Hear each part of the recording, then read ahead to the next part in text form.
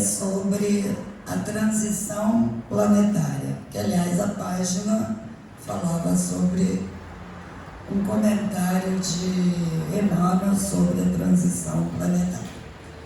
Transição planetária é um período após o qual um planeta sobe de categoria evolutiva em relação aos habitantes que ali vivem, né? A Terra está num desses períodos após o qual nosso planeta passará para um mundo de regeneração. Muitas pessoas acreditam que essa pandemia de Covid, eu já ouvi isso várias vezes, é um marco após o qual o mundo se transformará num mundo de regeneração, porque a pandemia vai eliminar os que pensam e agem com predominância no mal, e os que ficarem vão ser os regenerados. Embora pareça uma piada, eu já ouvi muitas pessoas falando isso, ou coisas parecidas com isso. A pessoa que pensa assim, ou ela é ingênua, ou ela foi iludida por alguém, porque de acordo com a doutrina espírita, que está lá no Evangelho, capítulo 3, do Há Muitas Moradas na Casa do Meu Pai, os espíritos dividem, classificam os mundos em 5 tipos: mundos primitivos, mundos de expiação e provas, mundos de regeneração, mundos ditosos e mundos celestes. Os mundos primitivos são aqueles destinados às primeiras encarnações dos espíritos, né? Princípios inteligentes que ingressaram no período de humanização. Então, esses mundos primitivos, os espíritos, os homens que aí vivem, eles atuam muito mais movidos pelos instintos de sobrevivência e de reprodução do que com pensamentos muito elaborados. O homem primitivo, lá das cavernas, ele tinha um pensamento fragmentado, né? E, obviamente, as condições do ambiente levavam a atos de crueldade para a sobrevivência, né? E esses atos de crueldade, eles não eram exclusivos para os animais, para matar os animais e comer. O homem acabava por atuar assim com todo mundo, com seus semelhantes. E com isso, ele começa a instalar no meio ambiente o sentimento de vingança, e a questão de provar para si mesmo e para o outro a sua superioridade, e ele passa a fazer disso um modus operandi, né? À medida que o homem evolui intelectualmente, que se organiza em sociedades cada vez mais complexas, ainda que trazendo aquele ego dominador de predomínio pelo mal, onde a vida moral é quase nula, ele ingressa no mundo de expiação e provas, né? Depois que ele civiliza, se organiza, estreita o relacionamento, né? Que o relacionamento passa a ser maior, ele entra no mundo de expiação e provas, onde ele vai precisar resgatar as faltas cometidas por seu próprio, oriundas do seu livre-arbítrio, que é o mundo em que vivemos. À medida que ele vai se dando conta dos males praticados, dos prejuízos causados aos outros, e que comece a nascer-lhe o sentimento por recuperar-se e por auxiliar aqueles que prejudicou, e que surge desses sentimentos a fraternidade e a solidariedade, ele ingressa no mundo de regeneração. Os mundos ditosos são aqueles onde já não existe o mal. Nos mundos regenerados ainda há expiações, mas não há predomínio do mal como no mundos de expiação e provas. Então, no mundo regenerado tem expiação, mas o predomínio do bem sobre o mal, e nos mundos ditosos não existe mais o mal. E nos mundos celestes são os mundos onde os espíritos já alcançaram o grau máximo de aperfeiçoamento, como Jesus Cristo. São espíritos dos quais Jesus Cristo. Então, vamos aqui nós raciocinarmos. Do mesmo jeito que ninguém que é ditador, avaro, egoísta, maledicente, vai dormir, faz uma prece ainda que sincera, acorda no dia seguinte fraterno, solidário e benevolente, o mundo também não passa de um grau evolutivo para outro porque surgiu uma pandemia. Não existe isso, né? Nem teria condição, porque o mundo só vai mudar de categoria quando a maioria dos seus habitantes estiverem naquela categoria. Períodos de transição são períodos muito longos. A Terra existe há 4 bilhões e meio de anos. Considerando a chegada dos homens, da humanidade, dos homens, dos espíritos humanos para viver neste planeta, isso se deu a partir do Homo sapiens sapiens, que os cientistas avaliam ter aparecido entre 100 mil a 60 mil anos atrás. Assim começa a colonização humana na Terra. Obviamente que era um mundo primitivo. Eram aquelas histórias que a gente vê dos Manuéis da Caverna. Era um mundo primitivo. E essa humanidade viveu nessa primitividade até aparecerem as primeiras civilizações. Quando apareceram as primeiras civilizações? Os registros mais antigos datam de 7 mil, 8 mil anos. Então, a humanidade viveu na primitividade pelo menos 90 mil anos. 50 mil anos na primitividade. E entrou na expiação e provas há 7 mil anos. E como que nós sabemos que nós, a Terra, será um mundo de regeneração? Primeiro, porque a lei do progresso é uma imposição universal, é uma lei de Deus universal. Todos os seres e os mundos criados progredirão porque essa é sua destinação e o motivo pelo qual foram criados. É a razão das suas existências. E nós, quando um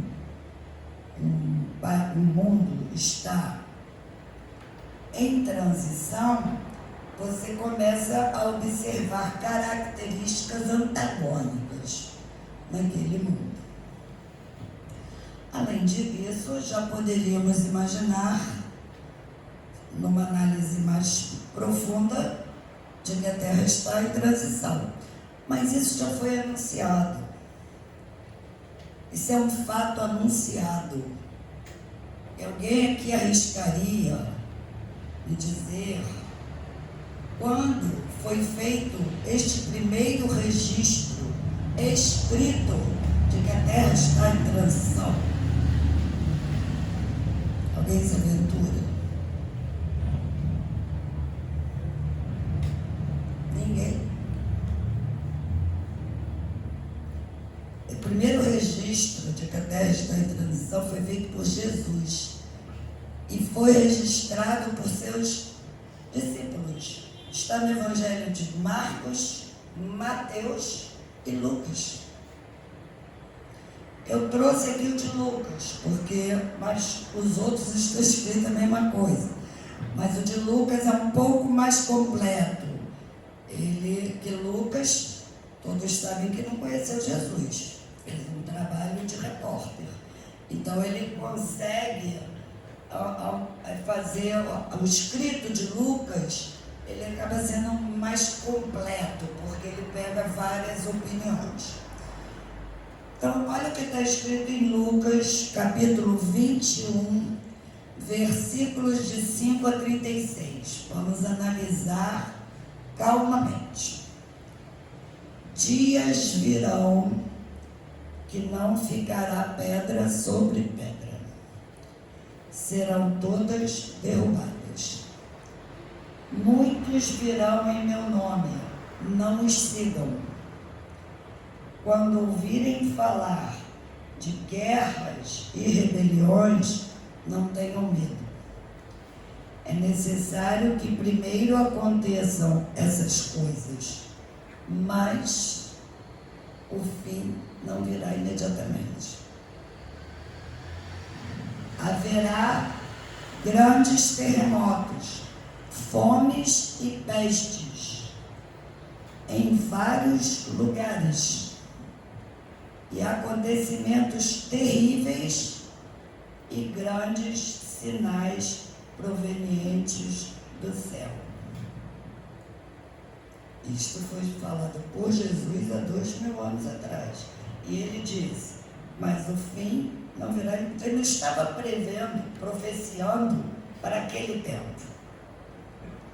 Ele estava falando de uma coisa além, muito além, que as pessoas, obviamente, naquela ocasião, não tinham condição de entender. Segue ele. Mas, antes de tudo isso acontecer, prenderão e perseguirão vocês. Então, os entregarão às sinagogas e prisões, e vocês serão levados à presença de reis e governadores, tudo por causa do meu nome. Aí ele volta para prever o que aconteceu numa época mais próxima de quando ele estava falando, que foi a perseguição aos primeiros cristãos. Exatamente isso que aconteceu.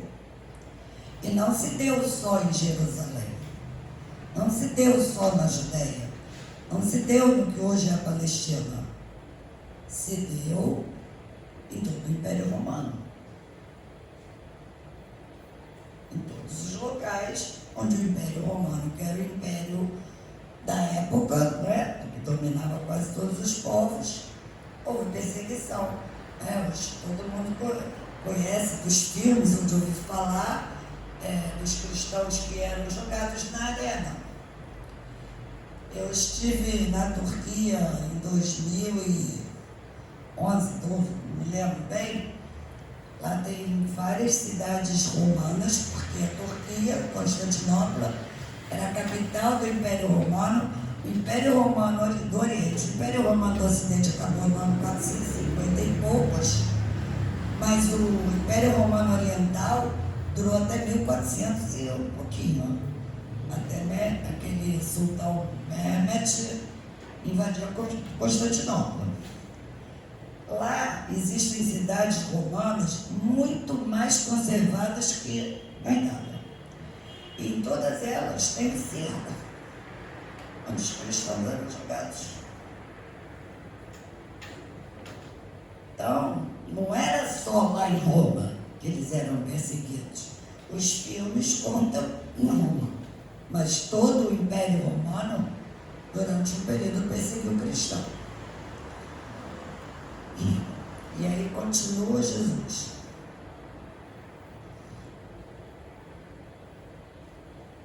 Quando virem Jerusalém rodeada de exércitos, vocês saberão que a sua devastação está próxima. Então, os que estiverem na Judeia, fujam para os montes. Os que estiverem nas cidades, saiam. Os que estiverem no campo, não entrem na cidade.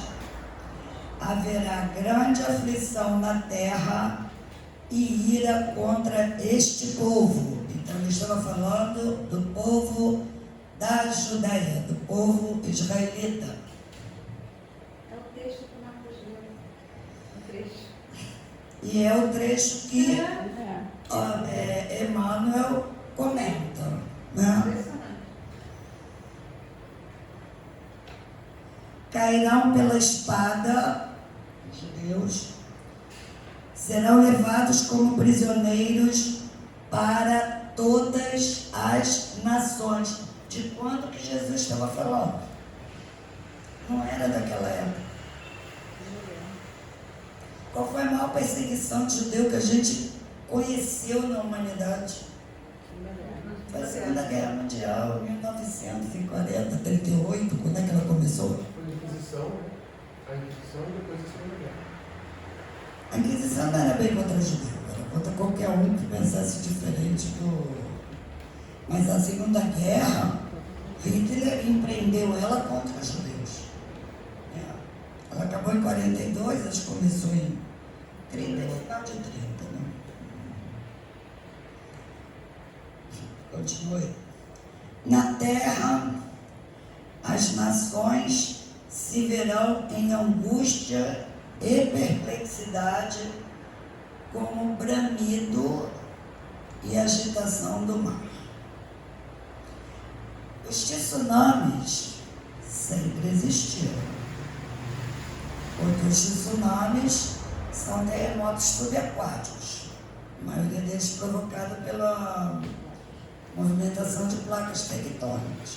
Mas só a partir deste século eles passaram a matar tantas pessoas, porque a população aumentou e se tornou mais costeira.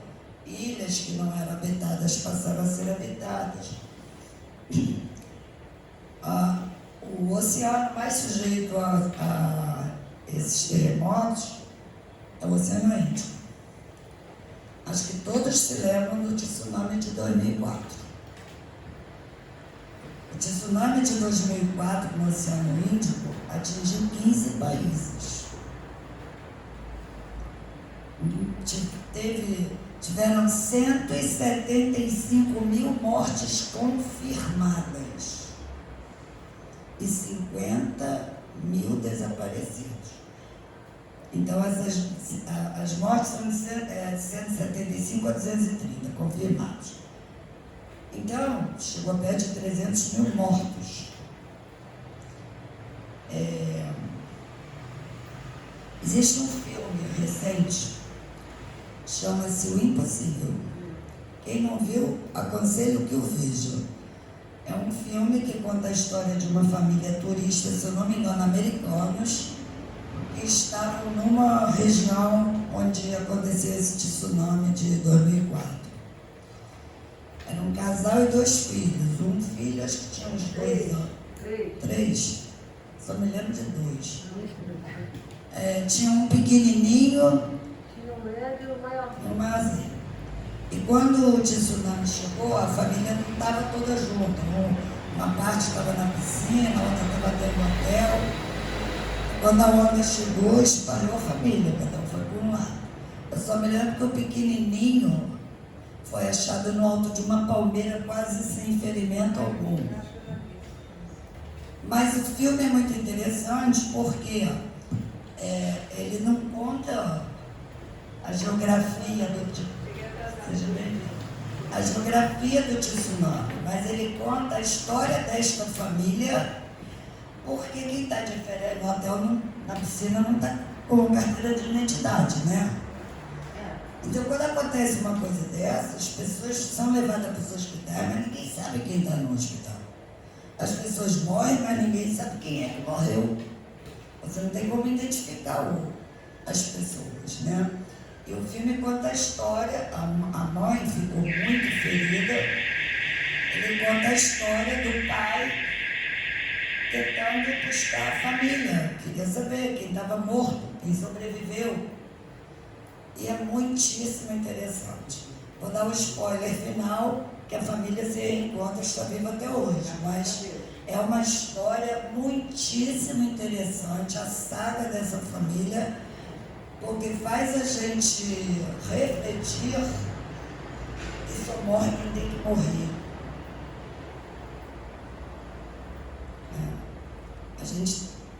Deus é quem sabe o dia da morte de cada um. É muito interessante, é uma história real. Sugiro que assistam. Então voltemos lá para Lucas.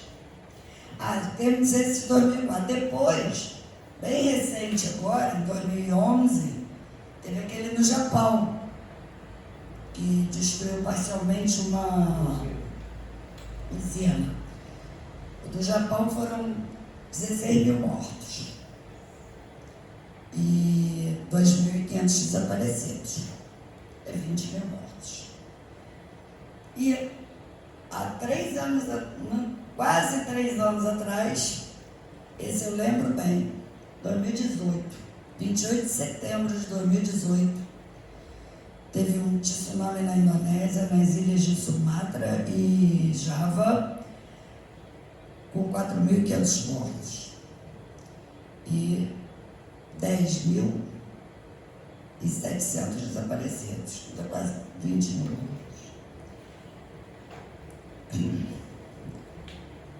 Então voltamos lá para Lucas. Olha, então, é o que Jesus estava falando.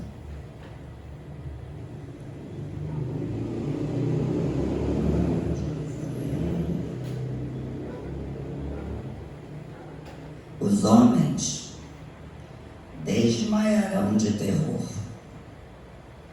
apreensivos com o que está sobrevindo ao mundo, e os poderes celestes serão abalados. Então, quando começarem a acontecer estas coisas, levantem-se e ergam a cabeça, porque está próxima a redenção de vocês. Então Jesus já anunciava que a terra passaria para um mundo de redenção. Mas por que tanto sofrimento? Essa seria a pergunta primeira que todos deveriam fazer, né? Mas antes de respondê-la, eu trouxe aqui, essa mesma previsão está no Apocalipse de João, mas o Apocalipse é com muitas simbologias e é muitíssimo difícil de compreensão. Mas o de Jesus é claro, não deixa margem a dúvidas. E aí no século XIX, em 1868, Allan Kardec registra no seu último livro, a Gênese, o último capítulo sob o título São Chegados os Tempos, onde ele fala da transição planetária, dizendo que é uma lei imperativa, é uma situação imperativa da lei do progresso. E que essa progressão, diz lá, o capítulo é grande, obviamente não temos como fazer um estudo aqui do capítulo. Mas em linhas gerais, é um capítulo muito interessante. Quem for interessado no assunto, recomendo a leitura. Ele diz, Allan Kardec, que esta progressão se dá de duas maneiras. Uma lenta e gradual, que corresponde à evolução individual de cada habitante, e uma sob a forma de flagelos destruidores, que contribuem para despertar, ainda que dolorosamente, o sentimento de fraternidade, de solidariedade. Antes disso, 11 anos antes, quando o Livro dos Espíritos foi editado, em 1857, 11 anos, Allan Kardec pergunta aos espíritos, na questão 737, com que finalidade Deus permite os flagelos destruidores? E os espíritos respondem, para fazê-los avançar mais depressa. Na 739, Kardec pergunta qual a utilidade do ponto de vista físico, e aí ele estava se referindo a flagelos naturais, de erupção vulcânica, terremotos, maremotos, forças da natureza. Que benefícios físicos na crosta terrestre esses flagelos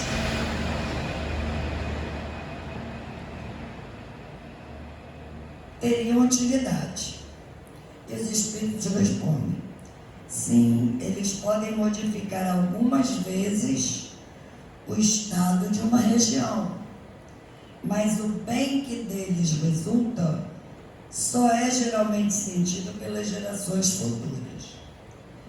E na pergunta seguinte, Kardec quer saber se esses flagelos seriam igualmente provas morais para o homem. E os espíritos dizem que os flagelos são provas que proporcionam ao homem exercitar a sua inteligência, mostrar a sua paciência, a sua resignação ante a vontade de Deus, ao mesmo tempo que permitem desenvolver os sentimentos de abnegação, de desinteresse próprio e de amor ao próximo, se não for aquele dominado pelo egoísmo. E não é isso que nós frequentemente assistimos? Quando a gente se vê diante de um flagelo desses, outras nações se juntam, enviam missões humanitárias, missões militares para reconstruir o país. O país recebe doação de todo mundo fica comovido, tem cotização para juntar alimento, medicamento. Isso é um exercício, porque o homem, no seu dia a dia, ele pode não prestar atenção que do lado dele tem alguém passando pela mesma necessidade lá do que sofreu o terremoto. Mas esses flagelos, eles ressaltam, eles fazem surgir, fluir esse sentimento de comoção das pessoas. E aí eu queria voltar para a história da Covid-19, que o povo acha... Obrigada, mano. Que é o marco da regeneração, e depois da Covid a gente vai para o mundo de regeneração. A Covid, sem sombra de dúvida, é um flagelo destruidor. Já ceifou milhares de vidas. Mas ela é um desses flagelos que convidam a mudança de comportamento.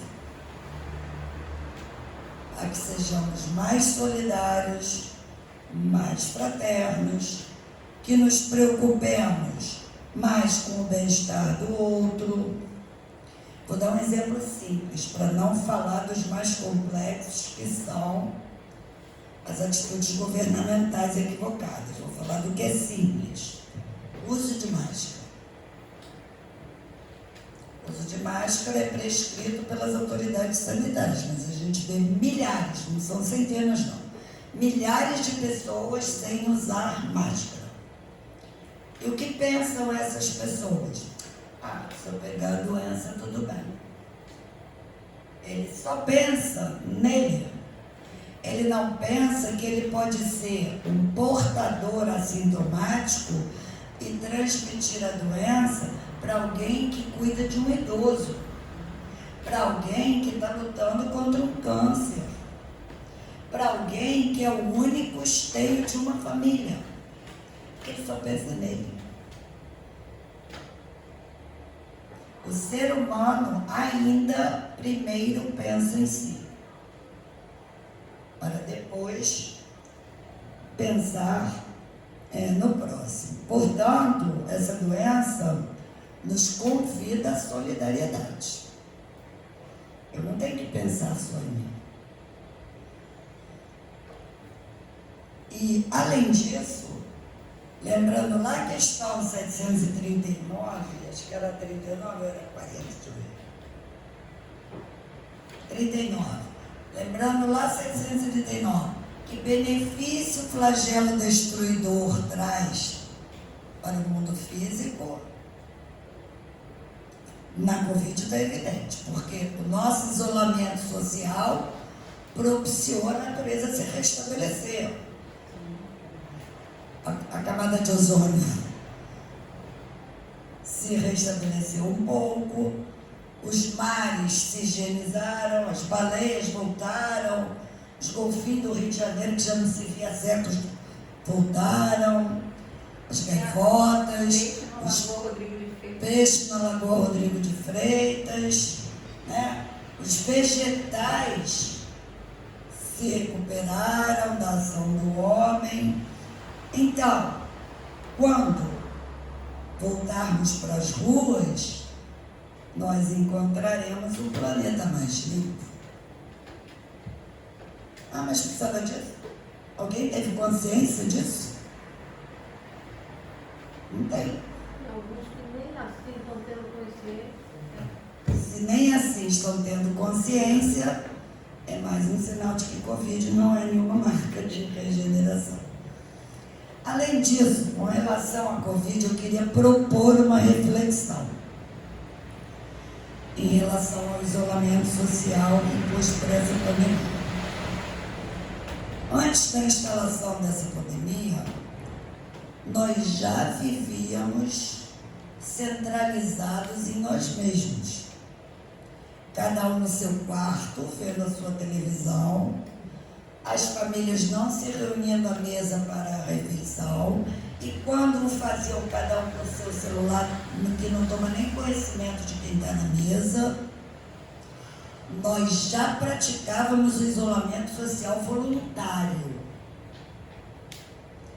E agora estamos incomodados porque a pandemia exige um isolamento social compulsório. Então, não foi o coronavírus que trouxe o isolamento social. Nós deliberadamente já o fazíamos. Agora nos incomoda porque ele é compulsório. Não estaria, esta é a reflexão que eu gostaria de deixar, não estaria essa pandemia nos chamando a atenção para a valorização da vida em sociedade? A lei de sociedade é uma lei universal. Não estaria esta pandemia nos convidando a rever nossos valores com relação aos mais próximos? É só você ir no restaurante quando tudo abrir, você vai ver, ninguém conversa com ninguém, é só com o celular. Bom, continuando, aqueles que previram que estaríamos no mundo de transição, em 2006, o Espírito Joana de Ângeles escreve uma mensagem através da psicografia de Divaldo Franco sob o título A Grande Transição. É uma mensagem grande, mas eu trouxe apenas um trecho dela. Mas está disponível na internet para quem tiver curiosidade de lê-la. Diz a mentora: a Terra está passando por um largo período de transição, anunciado pelas Escrituras, onde o planeta sofre convulsões, tanto na sua estrutura física, quanto na sua construção moral. Porque os espíritos que aqui habitam ainda caminham na faixa da inferioridade e serão substituídos por outros mais elevados, que impulsionarão o planeta pelas trilhas do progresso moral, dando lugar a uma nova era de paz e felicidade. Os renitentes, que se oponham às exigências da evolução, sofrerão um expurgo temporário para regiões de raças mais atrasadas. E aí, bem mais recentemente, também pela mediunidade de Divaldo Franco, Manuel Filomeno de Miranda, o espírito de Manuel Filomeno de Miranda, escreve um livro chamado Transição Planetária, que eu recomendo a todos que leiam pelo menos a introdução. Não precisa nem ler o livro todo. Se ler a introdução deste livro, é um autor que me agrada muito, Manuel Filomeno de Miranda, porque ele tem o poder de síntese, ele consegue sintetizar, rapidamente um raciocínio. E aí ele diz lá, num trechinho dessa introdução, que é um trecho belíssimo, ele diz: a Terra vive o momento da grande transição, do mundo de expiação e provas para o mundo de regeneração. E as alterações são de natureza moral, convidando o ser humano à mudança de comportamento para melhor, alterando hábitos viciosos a fim de instalarem os paradigmas da justiça, do dever, da ordem e do amor, que é uma das últimas leis que está na parte terceira do Livro dos Espíritos, Lei da Justiça, Amor e Caridade. Então, a transição terrestre é anunciada. Em todos os tempos ela foi anunciada. Estamos mesmo numa transição?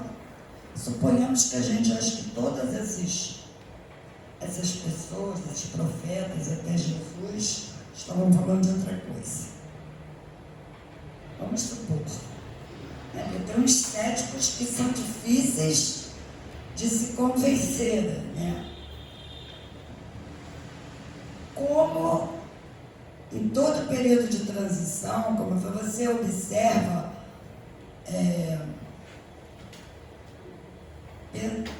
modos de vida antagônicos. Porque o que é uma transição? Em qualquer sentido, é a saída de um estado para o outro.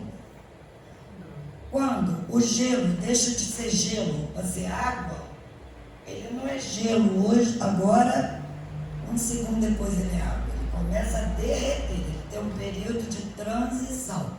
Quando a gente bota a água para ferver, tem um tempo que começa as borbulhinhas lá pequenininhas. Isso é uma transição. Transição é a passagem de um estado para outro. No período de transição, você encontra as propriedades dos dois estados. Tem o exemplo da água, porque é o mais fácil da gente entender. Antes da água evaporar tudo, ela é água e vapor. Antes do gelo derreter, ele é gelo e água. Antes da terra mudar, ela é bem e mal, ao mesmo tempo. Isso é a transição. Isso não precisava de previsão, a gente vê hoje em dia. Hoje em dia, a gente observa esses sentimentos de solidariedade, de fraternidade, nessas comoções individuais ou coletivas, enquanto outros indivíduos permanecem alheios à dor. Não são todos que se comovem. Não são todos que se comovem. A gente vê movimentos de proteção aos animais que sensibilizam muito os segmentos da sociedade, ao mesmo tempo que outras pessoas permanecem indiferentes à fome, à miséria de crianças. Não estou aqui dizendo que os animais não devam ser protegidos, mas o ser humano precisa ser primeiro protegido.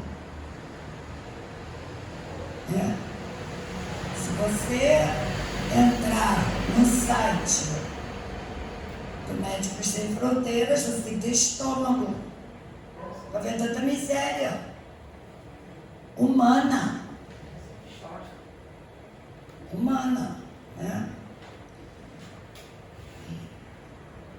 Milhares de pessoas morrem de fome a cada ano.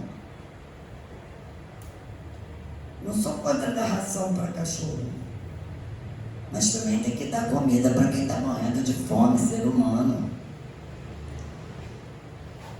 A gente vê as tecnologias oferecerem cada vez mais conforto em todos os níveis.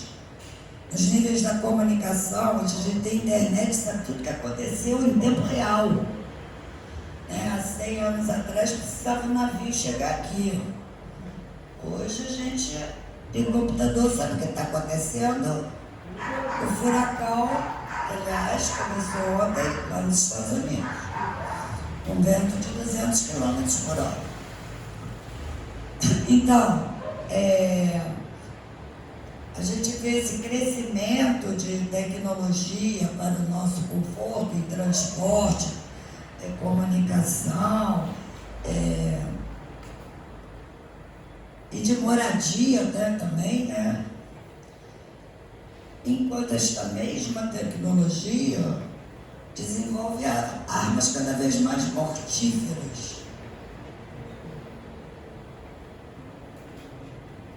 No mundo ditoso não tem arma. A tecnologia é usada por bem. Então, a gente vê o antagonismo, a inteligência do homem sendo usada para o bem e para o mal ao mesmo tempo. Enquanto as sociedades, né, tem muito agora, está em evidência, sociedades de proteção ao meio ambiente, várias, né? Enquanto você vê esse movimento, por outro lado, você vê pessoas que se transformam em bombas humanas, que se explodem, matando um monte de gente que não tem nada a ver com a ideologia daquela pessoa, com a situação política do nada. O pensamento em si, apesar independente do outro. A gente vê isso. Mas se não sempre existiu, mas antigamente todo mundo pensava igual os homem-bomba. Por quê? Quando os cristãos foram essa é a diferença. Quando os cristãos iam para a arena, a população adorava, era a festa da semana. Se tinha um enforcamento, era a festa da semana. Uma bruxa lá que foi na fogueira, milhares de pessoas. Se não tivesse o povo lá para assistir, o governante não ia fazer aquilo, porque não ia dar golpe. Então, naquela época, nós éramos piores do que somos hoje. Isso é que mostra que estamos evoluindo para um mundo de transição. E quanto tempo ainda temos? Essa é a grande questão. Quanto tempo ainda temos? E aí eu vou citar Emmanuel novamente, no programa exibido na extinta TV Tupi, chamado Pinga Fogo. Francisco Cândido Xavier foi 2 vezes entrevistado lá, né? Uma no dia 29 de julho de 1971 e a outra em dezembro. E ele já de cara dizia que era Emmanuel que ia responder as perguntas. E aí quando um repórter lá, era uma repórter inclusive, quem tiver interesse de assistir, ele tem na íntegra lá no YouTube. A repórter pergunta sobre quando, se nós estávamos mesmo num período de transição planetária e quando isso se daria. E Emmanuel responde: se nós pudermos suportarmos uns aos outros enquanto não somos capazes de nos amarmos, segundo os preceitos de Jesus, essa transformação se dará no 3º milênio. Não sabemos se no começo, no meio ou no fim. Aí você pergunta, como que o plano espiritual superior não sabe como é que isso vai acontecer? Porque o futuro não é previsível. O futuro é uma possibilidade que depende do que eu estou fazendo hoje. Hoje eu estou construindo o meu futuro. Ninguém será capaz de saber o meu futuro. Existe uma probabilidade. Do jeito que a Lídia atua todos os dias, provavelmente daqui a 30 anos vai acontecer isso. Mas no meio do caminho eu posso mudar de ideia. De repente o tsunami muda minha... Então, no futuro, ninguém prevê. E aí, continua Emmanuel respondendo a mesma repórter. Se os países mais cultos do globo terrestre puderem suportar a pressão de seus próprios programas, sem entrarem em choques destrutivos, como, por exemplo, guerras de extermínios que deixarão consequências imprevisíveis para todo o planeta, se pudermos nos suportar uns aos outros enquanto não nos amamos, se não entrarmos numa guerra de extermínio nos próximos 50 anos, era em 1971, pronto, acabou, né? Acabou agora, vai acabar esse ano, acabou agora, 2021. Né? Então, veremos uma era extraordinariamente maravilhosa para o homem. A própria automação está dizendo que seremos aliviados no trabalho mais rude, no trato com o planeta para a educação da nossa vida mental, através de informações sobre o universo, com efeitos enormes para o benefício da humanidade. Mas isso terá um preço, o preço da paz. Então, o término da transição, a chegada do mundo de regeneração, é quando a maioria de nós, encarnados e desencarnados, porque a população da Terra não é de encarnado, quando a maioria de nós, encarnados e desencarnados, tivermos mudado o nosso padrão de pensamento e de atuação, não para virar bonzinho, porque a gente vai virar bonzinho do dia para a noite, mas para fazer menos mal e mais bem. Isso é que é o mundo de regeneração. Lembra que lá no começo eu falava que o mundo de regeneração ainda tem expiação, só não tem o predomínio do mal. Antes, eu não tenho aquela coisa assim, para eu conseguir uma posição melhor no trabalho, eu não tenho que prejudicar o outro. O pensamento é: o sol nasceu para todos, você que busque. Eu vou buscar minha ascensão pelos meus méritos, e não fazendo fofoca do colega para poder o chefe achar que eu sou melhor do que ele. Essa aqui é a diferença.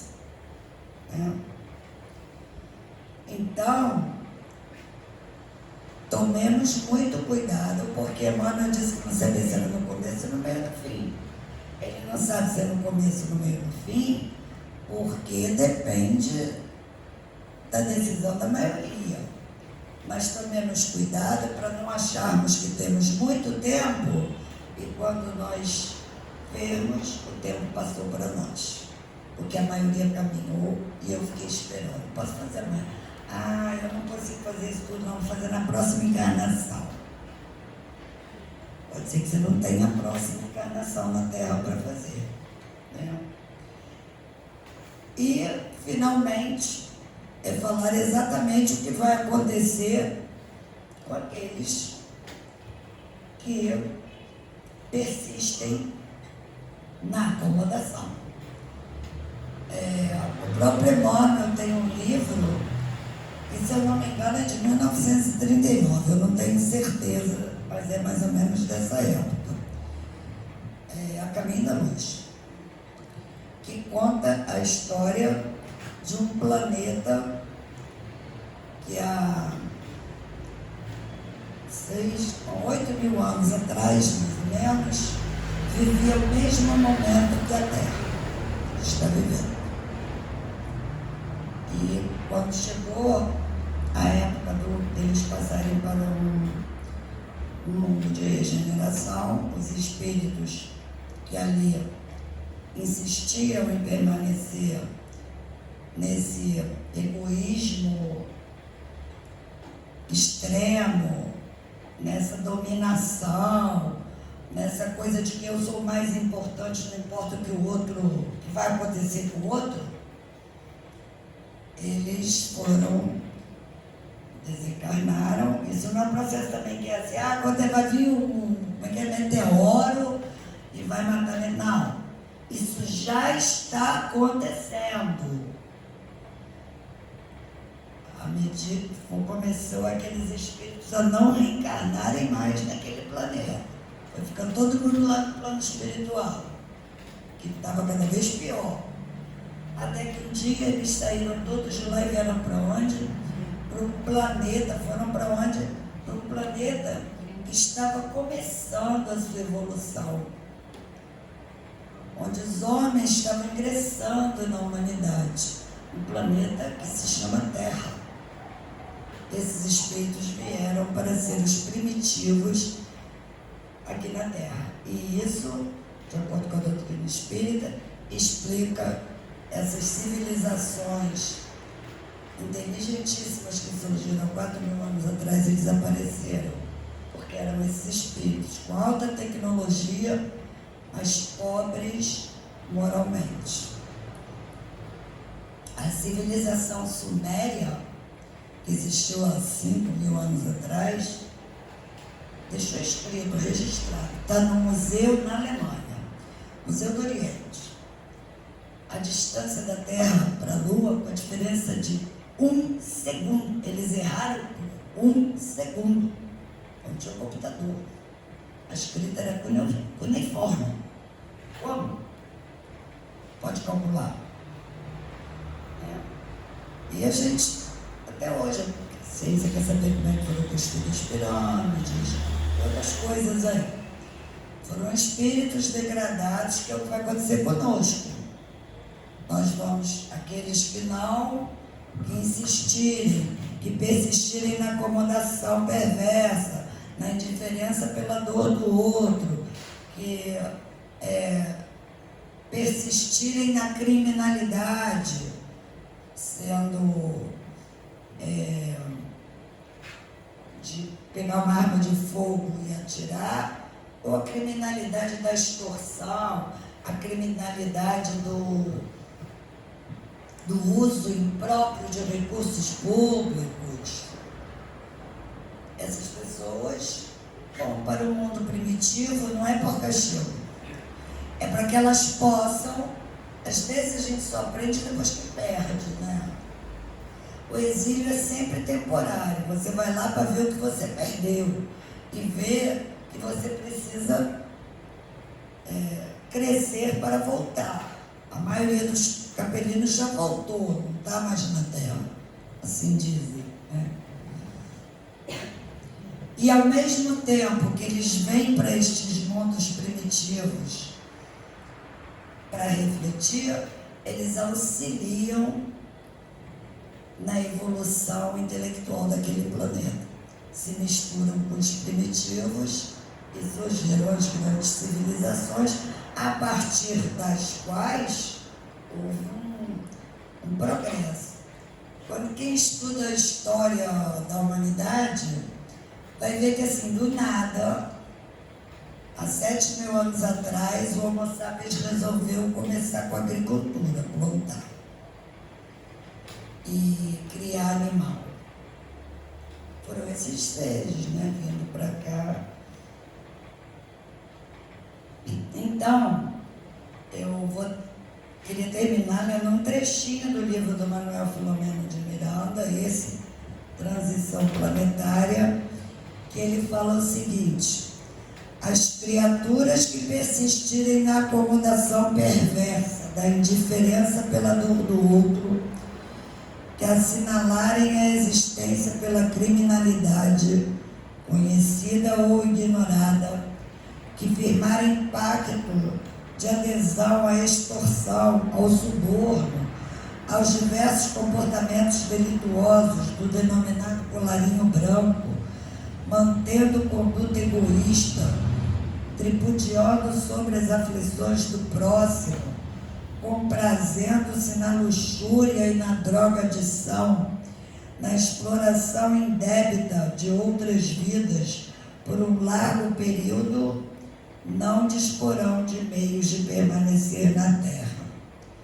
sendo exilados para mundos inferiores, onde irão ser úteis, limando as arestas das imperfeições morais, a fim de retornarem mais tarde ao seio da Mãe Terra, que hoje não quiseram respeitar.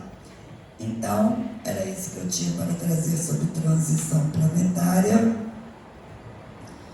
que possamos entender que cada um tem a sua parcela da responsabilidade para que esse mundo seja um mundo melhor.